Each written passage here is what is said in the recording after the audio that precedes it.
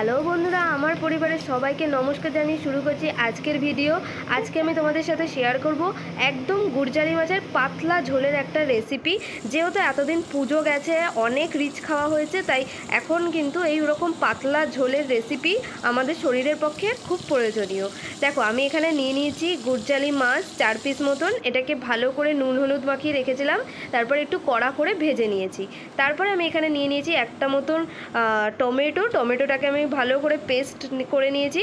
তারপরে ওই মাছ ভাজার তেলের মধ্যেই আরেকটুখানি তেল দিয়ে আমি একটু তেলটাকে গরম হতে দিয়েছিলাম।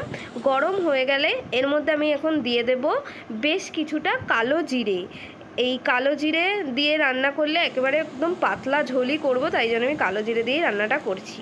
তো কালো জিরে দিয়ে এবার আমি এর মধ্যে দিয়ে দেবো এই যে কেটে রাখা আলুগুলো আমি যেহেতু মাছের ঝোল করব সেই জন্য একটু লম্বা লম্বা করে কেটেছিলাম।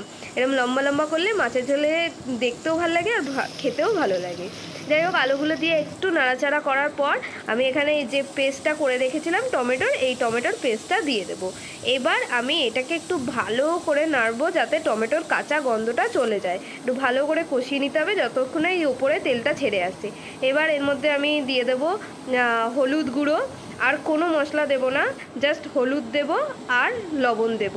আর স্বাদ মতন একটু লবণটা দিয়ে দেবে। লবণ তোমরা যেহেতু মাছেও দেওয়া থাকে তাই জন্য পরিমাণ মতন দেবে, বেশি হয়ে গেলে একদমই ভালো লাগবে না। এবার এইভাবে আরও বেশ কিছুক্ষণ নাড়িয়ে নেব, একটু কষিয়ে নেব যাতে হলুদের কাঁচা গন্ধটাও চলে যায় আর টমেটোর কাঁচা গন্ধটাও মরে যায় একবারে। এইভাবে নাড়িয়ে কিছুক্ষণ পর আমি এর মধ্যে দিয়ে দেব একটু জলটা তোমরা গরম জলও দিতে পারো, আমি আর গরম জল দিইনি। যে যেরকম ঝোল রাখবে সেই হিসাবে জলটা দেবে।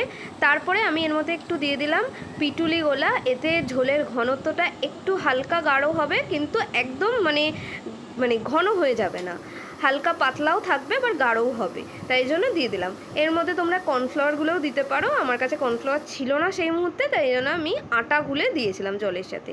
তারপরে এরমভাবে ভালো করে ঝোলটাকে আবারও ফুটিয়ে নিতে হবে। আর ওপর থেকে দিয়ে দিয়েছিলাম 2-3টে মতন লঙ্কা, যেহেতু আর লঙ্কার গুঁড়ো টুড়ো কিছু ইউজ করিনি তাই 2-3টে মতন কাঁচা লঙ্কা দিয়েছিলাম। ঝোলটা একটু ফুটে উঠলে দেখে নেবে আলুগুলো সিদ্ধ হয়েছে নাকি। আলুগুলো সিদ্ধ হলে আগে থেকে ভেজে রাখা যে মাছগুলো ছিল সেগুলোও দিয়ে দিলাম। এবার মাছ দিয়ে 2 মিনিট মতন আমি একটু ফুটিয়ে নেব যাতে মাছের ফ্লেভারটা ঝোলের মধ্যে অ্যাড হয়ে যায়। চলো, এবারে আমি একটু ঢাকা দিয়ে 2 মিনিট মতন ফুটিয়ে নিয়েছি। দেখো, একদম আমার পাতলা মাছের ঝোল রেডি। এটা গরম ভাতে অসাধারণ লাগবে। সবাই একবার হলেও ট্রাই করে দেখতে পারো। টাটা, সবাই ভালো থেকো।